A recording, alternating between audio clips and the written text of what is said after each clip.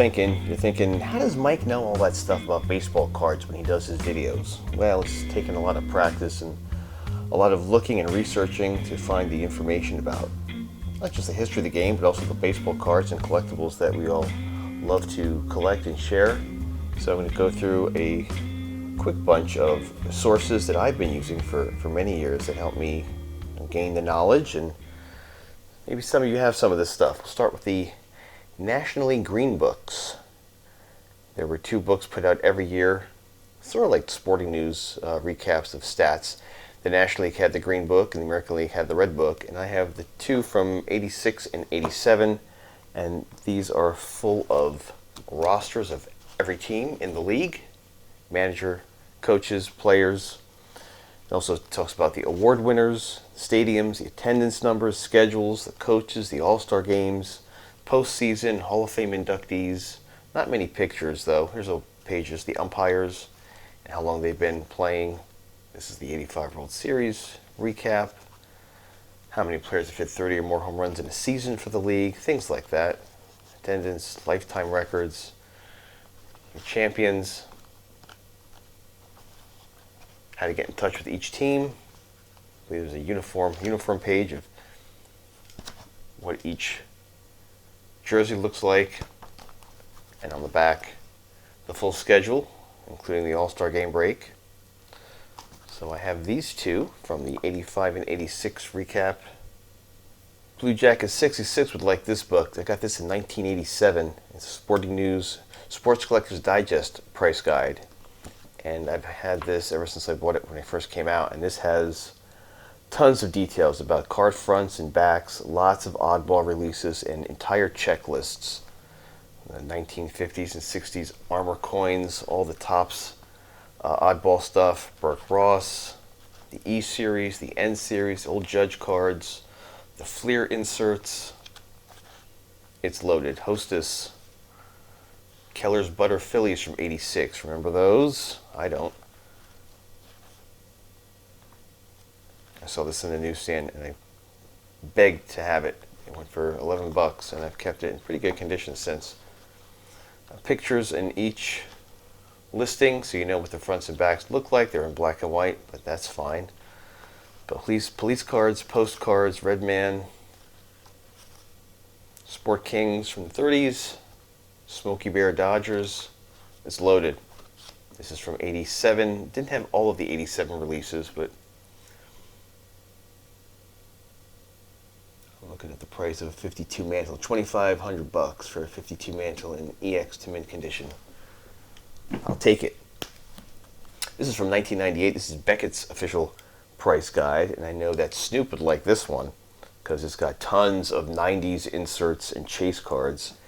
The checklists are pretty limited and the type is very small, but it does have pictures of the card fronts and backs and a small write-up letting you know the key rookies, how many cards were in each set, and what the designs looked like in detail. 95 Finest, Flair. This is all alphabetical order by the companies, of course. Your Fleer inserts, a lot of 90s stuff from Upper Deck and Fleer.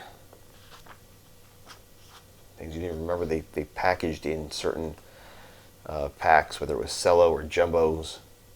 96 Fleer Zone, Tomorrow's Legends, and then your basic, 48, 49 Leaf, 90 Leaf, Gold Rookies, and you got your Leaf Gold Stars, and all that fun stuff. Pacific, not so much as oddball stuff as in the previous book, but this has much more of the inserts from the 90s when that was a hot thing.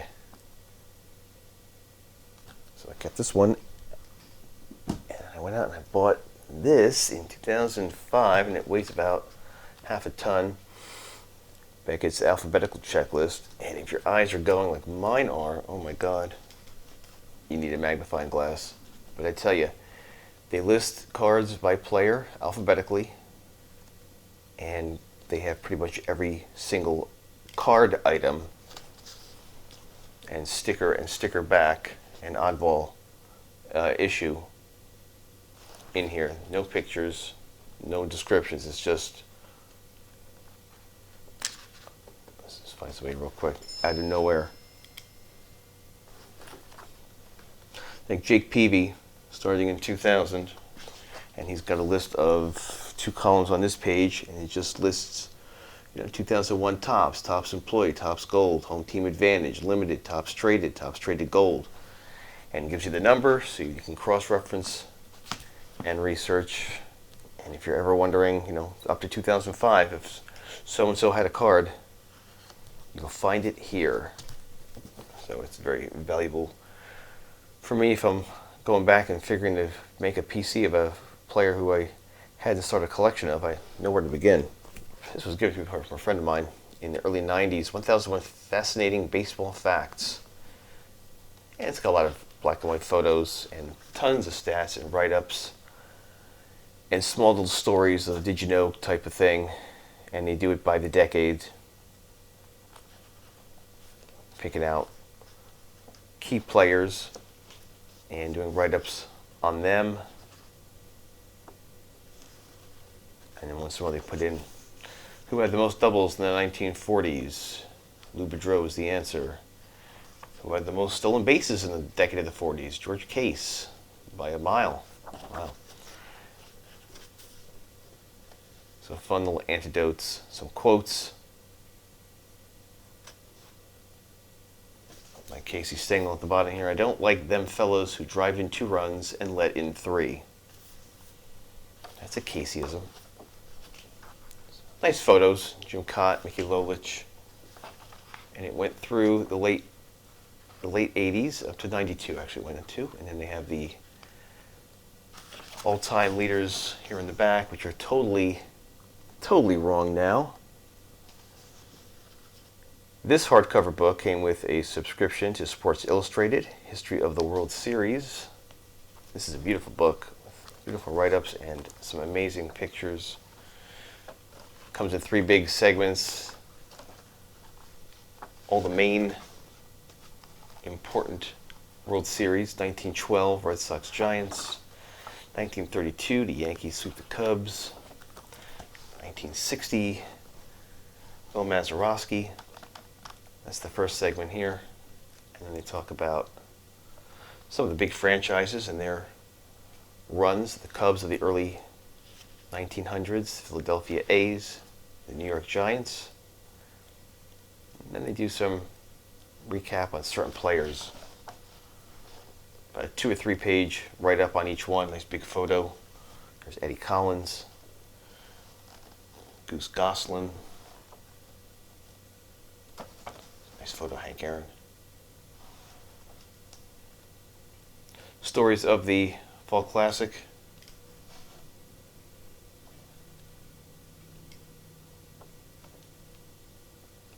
I've never seen many of these pictures that are in here. I haven't seen anywhere but in this book.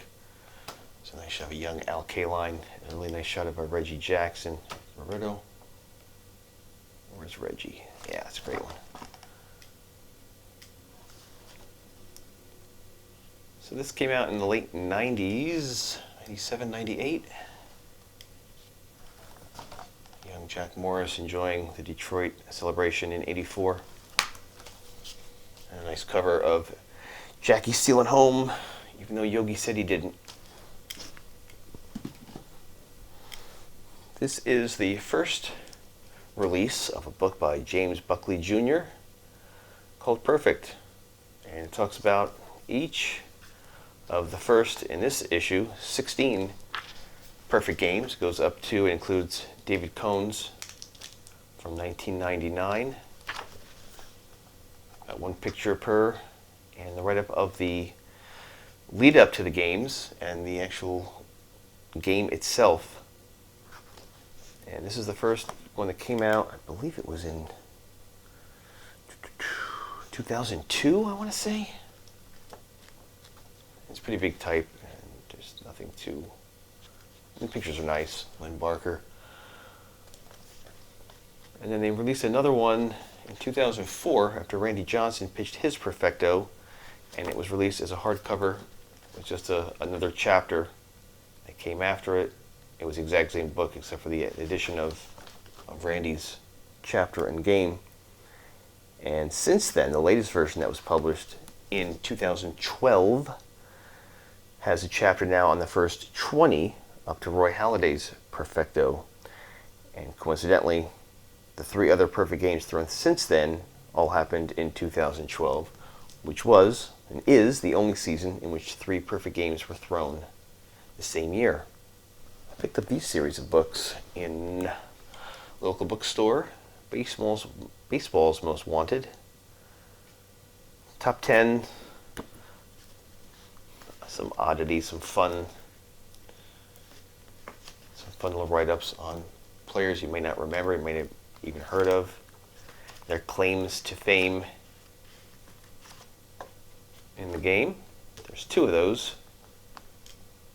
And then they released one on just the World Series. Championship teams and players in the Fall Classic. Of course, some of these stats are outdated now, but it's still a fun read to go through.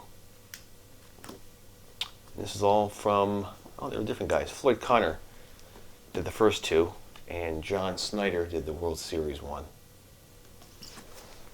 So that's a little bit of reading for you. And when you're done reading, I want to take a break. I'm watching some videos. And this is a great DVD called Unhittable, No Hitters, Perfect Games, and Near Misses. Lots of interviews, lots of behind the scenes, talking to Nolan Ryan and Don Larson. They mention all the, we'll call them one-hit, no-hit wonders, guys like Mike Warren of the A's in the early 80s, and Bob Keegan of the White Sox in 57. They have some special features, like the last inning of certain no-hitters, like Tom Seaver's in 78, and Al Leiter's with the Marlins. So if you like your no-hitters, that's definitely a must-see. This was the DVD that coincided with the memorable moments that was presented by, I think it was MasterCard. They had a contest. You could write in your favorite moments, and it's the top vote getters from the 1999 campaign, presented in chronological order. Kirk Gibson's home run, Willie Mays' catch, Mazeroski's home run, Lou Gehrig's speech, Jackie Robinson breaking in, and they're all listed here. Ichiro, Johnny Vandermeer, Carlton Fisk, Ted Williams, Ricky Henderson, and that's a fun watch. A couple hours there. I think this is my favorite DVD of them all that I'm going to show you. The Major League Baseball AllCentury Team. The team was announced during the 1999 World Series in Atlanta. And this DVD has all the bios, all the footage, all the interviews. I believe they even interviewed Sandy Koufax for this.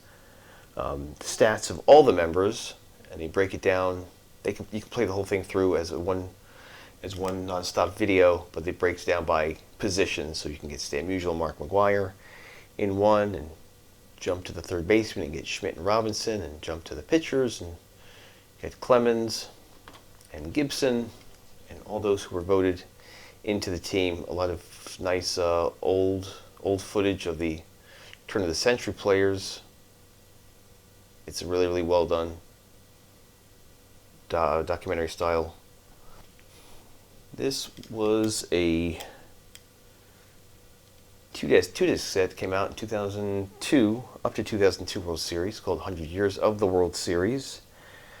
Another very well done documentary narrated by Bob Costas. Tells you all the stories leading up to the Fall Classic, the important moments in each game, the celebrations. They have ceremonial first pitches from presidents who threw out the first ball. They have some scorecards, award winners, some clubhouse interviews. This is a good one to get to. You might remember these from the HBO series, the hour or so long documentaries, When It Was a Game. 3 of them were released. If you like old time footage and you like watching all the key players of the 30s through the 60s, and these are for you. The first one came out in 1991. The second was in 92, and the last came out in 2000. And then they eventually released all, once they kind of showed the heck out of them on HBO. There was quite the demand to see them. They're about, this is an hour, they're about an hour each. And it's just music. There's no interviews, there's no narration, it's just footage and the music. Guys taking BP, taking photographs on the field for the local photogs. That's good stuff. And jumping out of baseball for a second, NBA 50 was announced in the 90s, 97. And this documentary just shows the evolution of how the game began. All the big time players from the beginning, George Mikan, Dolph Schayes, going all the way through, talking about the ABA and the merge, Dr. J, George Gervin, and then Magic and Bird and Michael, and on and on. Talks about the Lakers Celtics through the 60s, and then the 80s, the rivalries, there's a music video, there's lots of interviews, and this is a nice one to have. It shows the history of basketball. And of course, you probably all know the one that shows the real history of baseball. Ken Burns, the famed filmmaker. He's done lots of fantastic documentaries on jazz music, on country music. He did the one on baseball, which happened to end in '94 when the strike happened. But each of these, well, there's 10 discs in a set. One of them is just a trivia and virtual baseball card disc, but each of the first 9 touches on each decade of the game. And of course, there's the 10th inning one that came out, which picks up with 92. Talk about the Blue Jays, talk about Cal Ripken, talk about the Red Sox, Barry Bonds, and we know how that goes. This is a 6 hour, 240 minutes, 4 hours, sorry. 4 hours on this one, 25 hours on the big set. There's also a bunch of useful websites that I take advantage of and visit as often as possible. And some of these you're probably familiar with, but baseballreference.com, which is one of the many reference.com sites that have stats of players and teams. They also have NFL, NHL, and NBA. And there, all their stats correspond with the numbers from the Hall of Fame in Cooperstown. Award winners, leaders, individuals, stats of each player, each team, schedule. It's loaded and it's very, very helpful, and I find it to be the closest to the actual numbers. Baseball Almanac, sometimes they're a bit off. Their stats correspond with the numbers of Major League Baseball and MLB.com. They're a little slow to pick up when numbers do change, but they have a lot of information on baseball cards and stadiums, no-hitters, seasonal stats. They're as good as baseball. I'm not knocking them. Their numbers sometimes do not coincide. NoNoHitters.com lists every no-hitter in professional ball, not just the American and National Leagues. Dirk, the proprietor of the site and author of a book about no-hitters, is really up to date. When Verlander threw his third a few months ago, he was right on top of it. He's got all the stats, pitch count, catchers, lineups, strikeouts and walks, and number of pitches, and he goes through each one in chronological order in every professional baseball league. It's definitely worth checking out and checking it frequently, because you can lose yourself for hours going through all the information there. Trading Card Database gives you photos of both sides of baseball cards and collectibles, with notes on each, checklists, packaging info. You can look up players by name, by sport, by year. Very easy to navigate, and it's very helpful. Sportslogos.net features every logo, current and vintage, of not just all the major sports and their franchises, but soccer, the Olympics, college sports, and a lot more. It's a fun one to go through to see how the evolution of teams' jerseys and their logos, just for purposes of advertising, evolved. Archive.org is just that, an archive of periodicals, newspapers, magazines. You just type in the name of the magazine or whatever it is you're looking for, and it gives you a list of those that have been archived on the website, and you can breeze through it.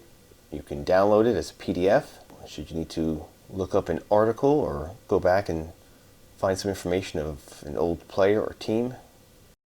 Saber.org, whose website is linked through baseballreference.com, has a detailed history of every ball player in a biographical fashion. They really take the time to research, and they will not release any bio or information until it's been thoroughly investigated.